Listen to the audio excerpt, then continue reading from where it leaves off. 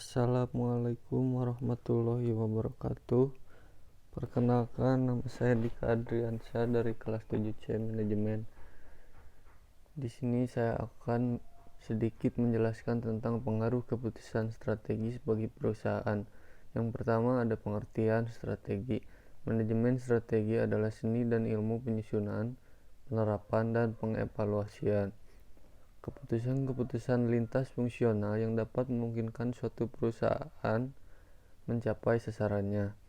Manajemen strategi adalah proses penetapan tujuan organisasi, pengembangan kebijakan dan perencanaan untuk mencapai sasaran tersebut, serta pengalokasian sumber daya untuk menerapkan kebijakan dan merencanakan pencapaian tujuan organisasi.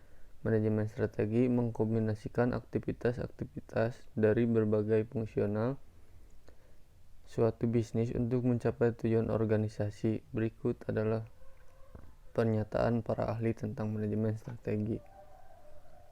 Menurut Barney 2007, manajemen strategi atau strategic management dapat dipahami sebagai proses pemilihan dan penerapan strategi, sedangkan strategi adalah pola alokasi sumber daya yang memungkinkan organisasi-organisasi dapat mempertahankan kinerjanya. Green 2008-2-10. Strategi juga dapat diartikan sebagai keseluruhan rencana mengenai penggunaan sumber daya untuk menciptakan suatu posisi yang menguntungkan.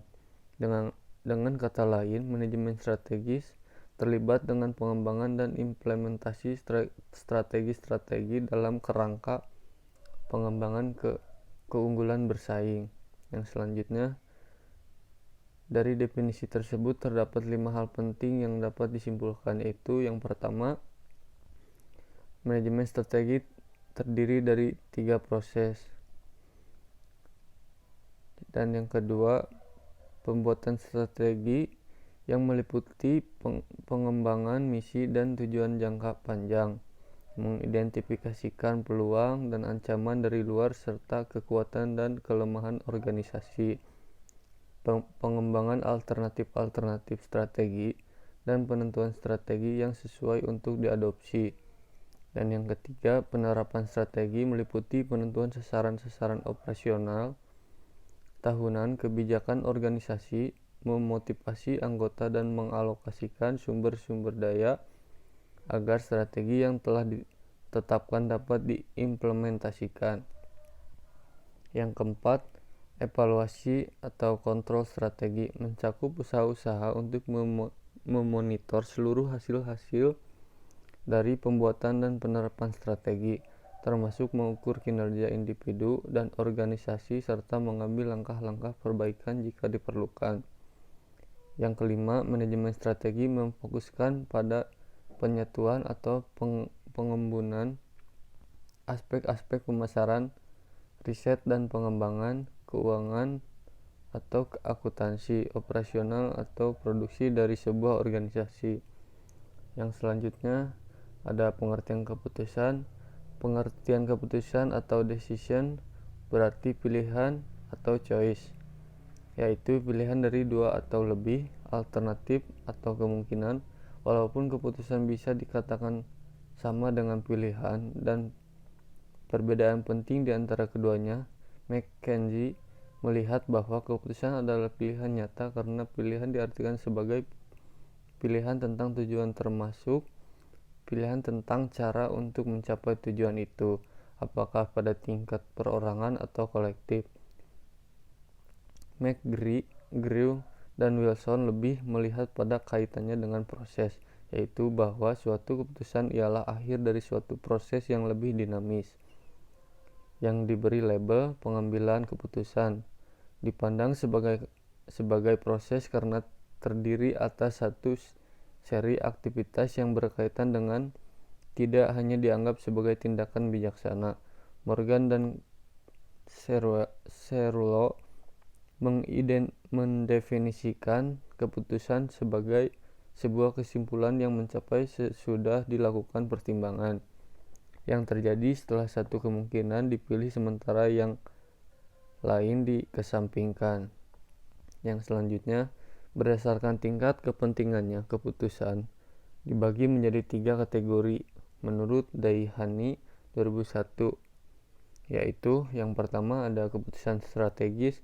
Keputusan strategis adalah keputusan untuk menjawab tantangan dan perubahan lingkungan dan biasanya bersifat jangka panjang. Keputusan ini diambil manajemen atas. Dan yang kedua, keputusan administratif atau taktik. Keputusan administratif atau taktik adalah keputusan yang berkaitan dengan pengelolaan sumber daya atau keuangan teknik. Keputusan ini diambil oleh manajemen menengah. Dan yang ketiga ada keputusan operasional. Keputusan operasional adalah keputusan yang berkaitan dengan kegiatan operasional sehari-hari. Keputusan ini diambil oleh manajemen bawahan. Yang selanjutnya ada ciri-ciri keputusan strategis. Ciri-ciri keputusan strategik menurut Nisjar, Karhi, dan Winardi 1997. Yang pertama ada keputusan strategik pada umumnya berkaitan dengan skop dari aktivitas suatu organisasi. Timbullah pernyataan di sini, apakah kiranya organisasi yang bersangkutan memusatkan perhatian pada suatu bidang aktivitas saja atau perlu ia memiliki aneka macam-macam bidang aktivitas. Dan yang kedua, strategi berkaitan dengan upaya menyesuaikan matching atau aktivitas-aktivitas organisasi dengan lingkungan di mana ia beroperasi. Misalnya, persaingan luar negeri merupakan salah satu perubahan lingkungan yang dapat mempengaruhi suatu organisasi. Yang ketiga, strategi juga berhubungan dengan tindakan dan upaya menyesuaikan aktivitas-aktivitas organisasi yang bersangkutan dengan kemampuan sumber dayanya.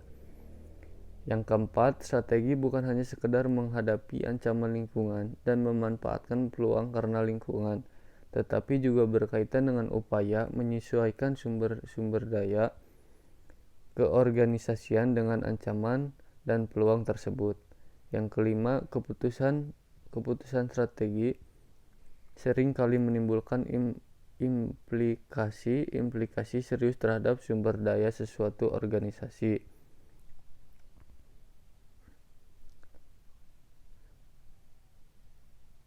Misalnya, perusahaan mobil sudah banyak menggunakan tenaga robot agar mereka tetap dapat bertahan dalam persaingan mobil.